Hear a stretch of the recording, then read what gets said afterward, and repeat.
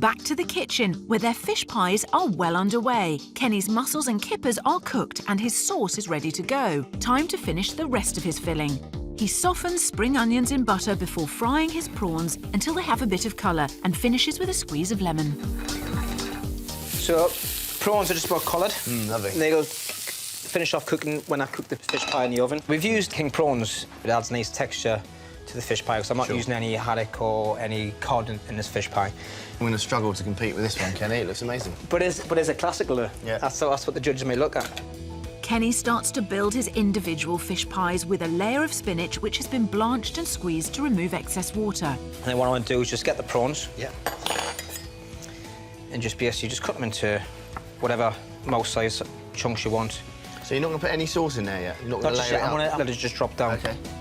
The next layer is white crab meat. Ideally, buy your own crabs, you know, they're cheaper. But if you can't buy from any fishmonger already picked and already cooked for you, that's what you want to do.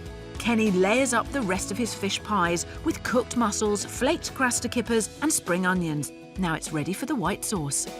Spoon it over. Lovely. And I'm just going to leave that for a second or so the sauce just drops down, and that's it. Let that sit down. Whilst the filling settles, Kenny turns his attention to the crucial mashed potato topping. Mark used floury Maris Piper for his mash, but Kenny has opted for a more unusual potato. My mash is made, and I've used a different variety of potato. Yeah, you probably know these in the restaurant. Yeah. These are wrap potatoes.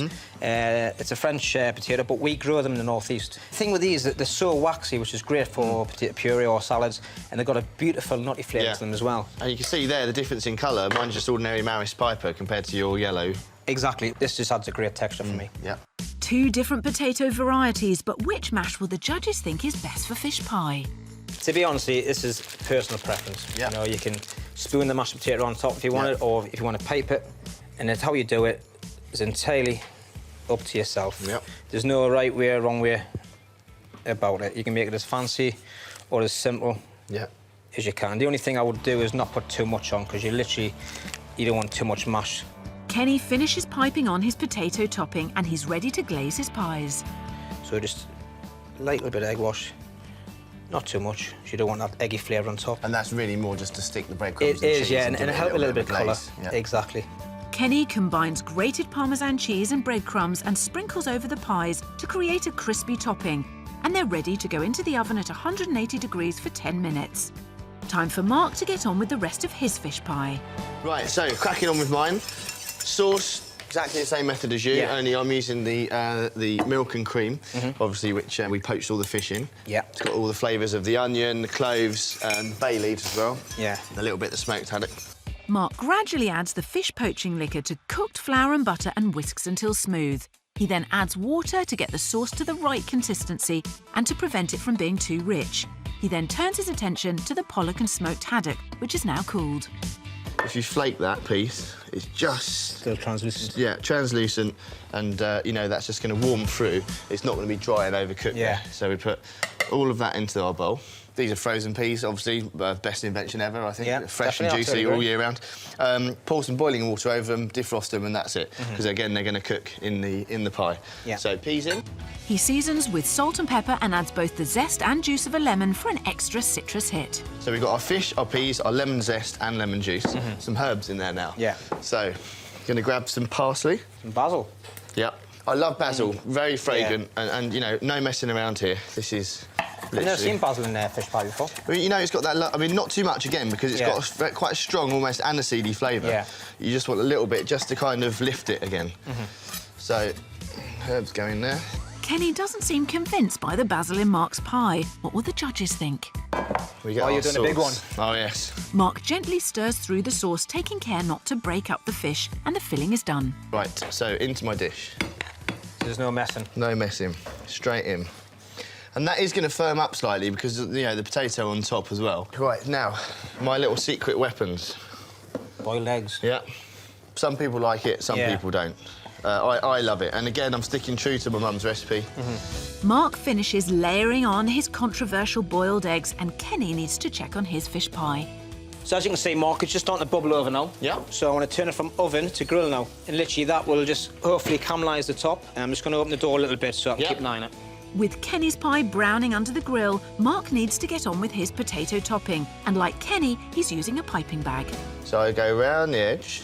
If you're trying to spread this on, you can spread it on with a spoon and a spatula and all that sort of thing, but it's a lot easier to do it this way. He then uses a fork to create ridges on top. So these have got nice little crispy bits on Lovely top. little crispy bits. And it's almost quite hard for us chefs to do things that aren't perfect, isn't it? But you want this as kind of... It's rustic. Yeah. Right, so that's that. First, a little sprinkle of sea salt. I always season, even if I'm doing a puff pastry top, after I've egg washed it, I always just sprinkle a little touch of sea salt over the top. Because you get those little crackles at the end. Yeah, and it's not too salty. No. So Parmesan. Mark sprinkles over grated Parmesan and adds his final flourish. We're going to a little grate of nutmeg. Oh, beautiful. Lots of traditional flavours. And then black pepper. The fish pie is ready for the oven, and Mark takes one out that's already cooked.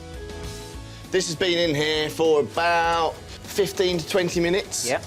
At about 200 degrees, maybe slightly hotter, 220. And that is how you get that amazing crispy top. Kenny gets his pie out from under the grill, and they're ready to serve. I hope they're hungry. Right, this is my perfect, classic fish pie. And this is my perfect northeast fish pie. It's a bit like you and me, really, isn't it? Big and small. Time for Mark and Kenny to find out which classic fish pie is perfect. Come on, get it over with. I can't believe it. Parmesan crusted fish pie, mine. Yeah. None. You're joking. 3-0. The judges appreciated the homely presentation of Mark's dish, but were totally blown away by the flavour of Kenny's pie and loved the clever addition of Craster Kippers.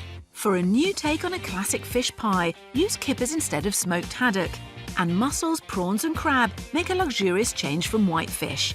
For a deep-flavoured sauce, use the fish poaching liquor and finish with mustard.